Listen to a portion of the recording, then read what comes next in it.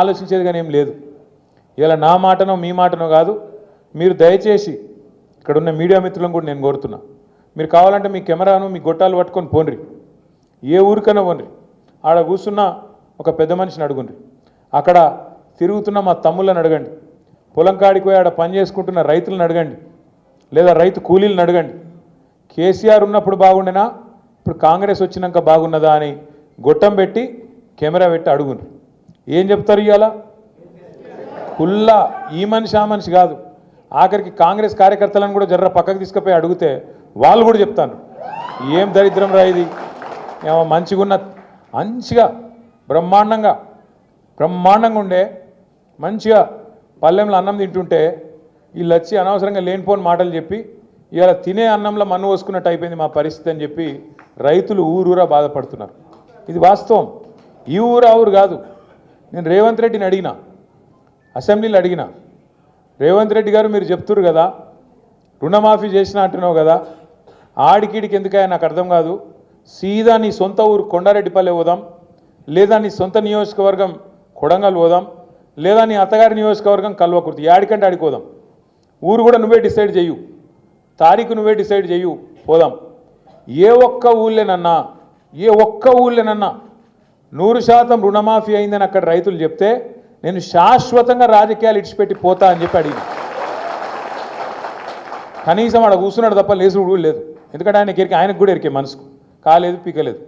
50,000 కోట్లు రుణమాఫీ, 49,500 కోట్లు, 2 లక్షల రుణమాఫీ కరెక్ట్గా చేయాలంటే 49,500 కోట్లు. ఈ లెక్క నేను చెప్పింది కాదు. రేవంత్ రెడ్డి ముఖ్యమంత్రి అయినాక 3వ రోజో 4వ రోజో బట్టి విక్రమార్క గారు ఒక మీటింగ్ పెట్టిండ్రు, ఆర్థిక మంత్రి గారు, మొత్తం బ్యాంకర్లందరినీ పిలిచిండు. ఎంత కావాలి రుణమాఫీకి అని అడిగిండు. 2 లక్షల రుణమాఫీ చేయాలి, ఎంత కావాలి? వాళ్ళు చెప్పారు కరీబ్ 50,000 కరోడ్ సాబ్, అస్సలు లెక్క 49,500 కోట్లు. మరి మీరు అంట్రీగా సంతకం పెడతాం అంట్రీగా పెట్టుర్రి అన్నారు. ఏడ పెడతామా, ఉత్తగేదో చెప్పినాం ఓట్ల కోసం అని చెప్పి తెల్లారి ముఖ్యమంత్రి గారు ఈ 49,000 ఏడున్నాయి లేవు అని చెప్పి తెల్లారి ఎక్కడన్నా ముఖ్యమంత్రి స్పీచ్ ఇచ్చిండు. ఏమని? ఒక్క సంవత్సరం గట్టిగా కడుపు కట్టుకుంటే 40,000 కోట్లు ఏమున్నదా ఇట్లా పెట్టేస్తా అన్నాడు. ఏది ఇట్లా సంతకం పెడితే అయిపోతుంది, ఇట్లా గీకుతా పెన్ను పట్టి పేపర్ మీద అయిపోతుంది అన్నాడు.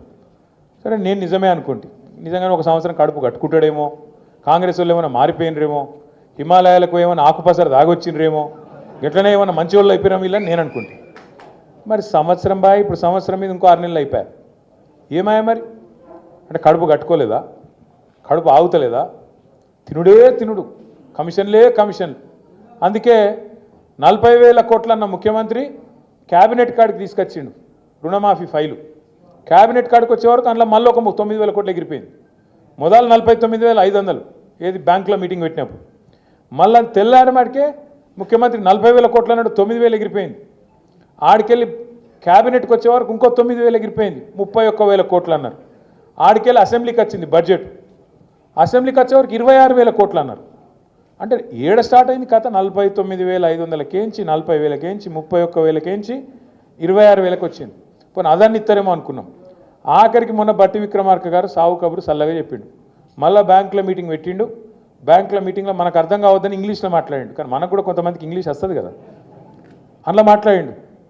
మేము మీకు పైసలు ఇచ్చినాం, కానీ ఇప్పటివరకు రైతుల ఖాతాలో 11-12 కోట్లే పడ్డాయి, ఇంకా మిగతా ఎప్పుడు వేయాలి, మనం ఇంకో 2-3 కోట్లు వేయాలి చెప్పి ఆయనతో చేతులు దులుపుకున్నారు. కథ మొదలైంది 49,000 కాడ, ఆఖరికి ముగిసింది 11-12 కోట్ల కాడ. మన ఊళ్ళో సామెత చెప్తారు, చారాన కోడికి బారాన మసాలా అని. ఇది కరెక్ట్ సూట్ అవుతుంది దానికి. ఇచ్చింది చారాన వంతు, కానీ దానికి బిల్డప్ ఊరూరా ఫ్లెక్సీలు, ఎక్కడ చూసినా ముఖ్యమంత్రి గారి ఫోటోలు, ఉప ముఖ్యమంత్రి గారి ఫోటోలు. నిన్న మొన్న పోతుంటే, నేను నల్గొండ పోయినా నిన్న పెళ్ళికి పోతుంటే మిస్ వరల్డ్ కంటెస్ట్ అన్నారు. నేను బ్యానర్ చూస్తే మిస్ వరల్డ్ కంటెస్ట్లో ఎవరి మొక్కలున్నాయిరా అంటే రేవంత్ రెడ్డి, జూపల్లి కృష్ణారావు, బట్టి విక్రమార్క. ఇలా ముగ్గురులో ఎవరు మిస్ వరల్డ్ నాకైతే అర్థం కాలేదు. పేరేమో మిస్ వరల్డ్, చూస్తేనేమో వీళ్ళ ముగ్గురు అందాల పోటీ వీళ్ళకి పెట్టినట్టున్నది కథ. నేను నాకు తెలియక అడుగుతా, రాష్ట్రంలో ఒక దిక్కు 500 మంది అన్నదాతలు ఆత్మహత్య చేసుకుంటే నీ దిక్కుమాలిన ప్రభుత్వం వచ్చినాక నీ మాటలు నమ్మి కొంపల నుంచి 500 మంది కొంప ఉసురు తీసుకున్నావు, వాళ్ళ కొంప కొల్లేరు చేసినావు. 500 మంది అన్నదాతలు ఆత్మహత్య చేసుకుంటే ముఖ్యమంత్రి గారు అందాల పోటీలో బిజీగా ఉన్నాడు, రివ్యూ చేసే టైం లేదు. కల్లాల వడ్లు అట్లే ఉన్నాయి.